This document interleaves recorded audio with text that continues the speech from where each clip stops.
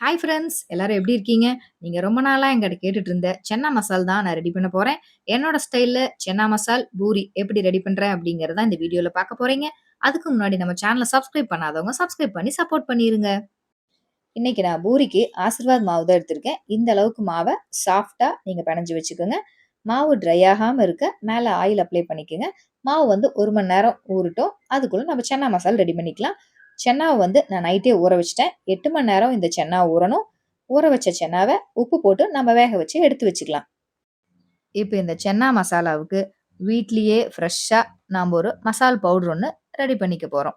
அதுக்கு சீரகம் 1 ஸ்பூன், மிளகு 1 ஸ்பூன், சோம்பு 1 ஸ்பூன், பட்டை, ஏலக்காய், மல்லி 2 ஸ்பூன், வரமிளகா. இந்த ஸ்பைசஸ் எல்லாம் கருகிடாம வாசனை வர அளவுக்கு நல்லா வறுத்து விட்டுக்கலாம். மணம் வர அளவுக்கு நல்லா வறுத்து தனியா எடுத்து ஆற வச்சுக்கங்க. மிக்ஸியில ஒரு பவுடரா நம்ம அரைச்சு வச்சுக்கலாம். நம்ம சென்னாவும் ரெடி ஆயிருச்சு. 4 சவுண்ட் விட்டீங்கன்னா இந்த அளவுக்கு சாஃப்ட்டா வெந்து வந்துரும். அப்புறம் என்ன? எல்லா வேலையும் முடிஞ்சுது. இப்ப நாம சென்னா மசால் ரெடி பண்ண போறோங்க. நீங்க ஆவலுடன் எதிர்பார்த்து கொண்டிருந்த சென்னா மசால் இப்பொழுது ரெடியாக போகிறது. ஒரு பேன் வச்சுக்கோங்க. பேன் வச்சு ஆயில் ஆட் பண்ணிக்கலாம். ஹோல் ஸ்பைசஸ் ஆட் பண்ணிக்கோங்க. 2 பெரிய வெங்காயம் நான் எடுத்திருக்கேன். குட்டி குட்டியா சாப் பண்ணி வச்சிருக்கேன். சாப் பண்ண பெரிய வெங்காயத்த எண்ணெயில போட்டு இங்கிட்டு ஒரு பெரட்டு, அங்கிட்டு ஒரு பெரட்டு. பெரட்டுனதுக்கு அப்புறம் ஒரே ஒரு பச்சை மிளகா வாசத்துக்காக ஆட் பண்ணியிருக்கேன். இஞ்சி பூண்டு பேஸ்ட் ஆட் பண்ணிக்கோங்க. நான் ஆட் பண்ணேன். வீடியோ எடுக்க மறந்துட்டேனுங்க. இந்த அளவுக்கு வெங்காயத்த வதக்கி விட்டுக்கணும். இப்போ நாம வீட்லயே ரெடி பண்ணி வச்ச ஃப்ரெஷ்ஷான மசால் பொடிய ஆட் பண்ணிக்கலாம். இதையும் இங்கிட்டு ஒரு பெரட்டு, அங்கிட்டு ஒரு பெரட்டு. தீஞ்சிராம பார்த்துக்குங்க. 2 தக்காளி எடுத்திருக்கேன். 2 தக்காளிய மிக்ஸியில ஜூஸ் மாரி ரெடி பண்ணி வச்சிருக்கேன். அந்த தக்காளி பேஸ்ட்டையும் உள்ள ஆட் பண்ணிக்கங்க. அதையும் ஒரு கிளறு கிளறி விட்டுட்டு, கொஞ்சமா உப்பு போட்டுக்குங்க. ஏன்னா, நீங்க சென்னா வேக வைக்கும்போதே உப்பு ஆட் பண்ணியிருப்பீங்க. இதுல மறுபடியும் உப்ப போட்டீங்கன்னா கசப்பா போயிரும். அதனால கொஞ்சமா இதிலிருந்து எண்ணெய் பிரிஞ்சு வரணும். அதுக்காக கொஞ்சமா உப்பு, கொஞ்சமா மஞ்சத்தூள் ஆட் பண்ணிக்கலாம். ஒரு 1/2 டம்ளர் தண்ணி ஊத்தி, இத மூடி வச்சிரலாம். 10 நிமிஷம் வெந்ததுன்னா, இதுலருந்து எண்ணெய் பிரிஞ்சு ஓடி வரும். பாத்தீங்களா? இந்த மாரி எண்ணெய் பிரிஞ்சு வந்துரணும். இப்பதான் பச்சை வாசமெல்லாம் போயி, ஃப்ரெஷ்ஷா கமகமன்னு வாசம் வருது. இந்த ஸ்டேஜ்ல நாம வேக வச்சிருந்த சுண்டல ஆட் பண்ணிக்கலாம். மறந்துடாம அந்த தண்ணியோட ஆட் பண்ணிக்கங்க. அந்த தண்ணியில தான் அவ்ளோ சத்து இருக்குது. அதனால தண்ணி கீழ ஊத்திராதீங்க. சுண்டல் வேக வச்சீங்க பாத்தீங்களா? அந்த தண்ணியோட ஆட் பண்ணி, இது ஒரு 1/4 மணி நேரம் கொதிக்கட்டுங்க. மூடி வச்சிருங்க.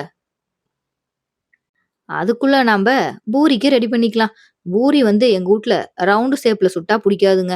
குட்டீஸுக்கெல்லாம் நிலா ஷேப்பு, ஹார்ட் ஷேப்பு, ட்ரையாங்கிள் ஷேப்புன்னு வித்தியாசமா சுட்டு தரணும். இன்னைக்கு வந்து டைம் ஆயிருச்சு அப்படின்னு, நான் ஒரே ஒரு round shape, pani puri shape அப்படின்னு சொல்லிட்டு என் புள்ளைகிட்ட காமிச்சேன்.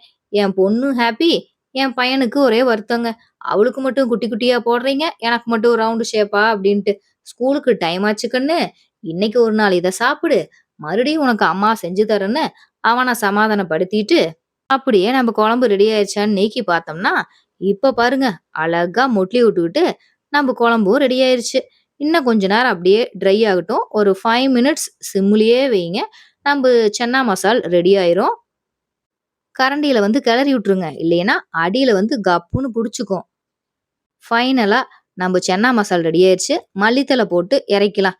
என் பையன் பாருங்க மல்லித்தழை போடுறத வீடியோ எடுக்காம விட்டுட்டான். மல்லித்தழைய மட்டும் கண்ணுல காமிச்சுட்டு வீடியோ முடிச்சுக்கிட்டானுங்க. நீங்க மல்லித்தழை ஆட் பண்ணலையேன்னு வருத்தப்படாதீங்க. நான் மல்லித்தழை ஆட் பண்ணிட்டேன். இப்போ ஒரு பேன்ல எண்ணெய் ஊத்தி நம்ம டிஃபரெண்டா தேய்ச்சு வச்சிருந்த பூரி எல்லாம் போட்டு எடுத்துக்கலாம். என் பாப்பாவுக்கு பானி பூரி ஷேப்ல பூரி, பையனுக்கு நிலா ஷேப்ல பூரி.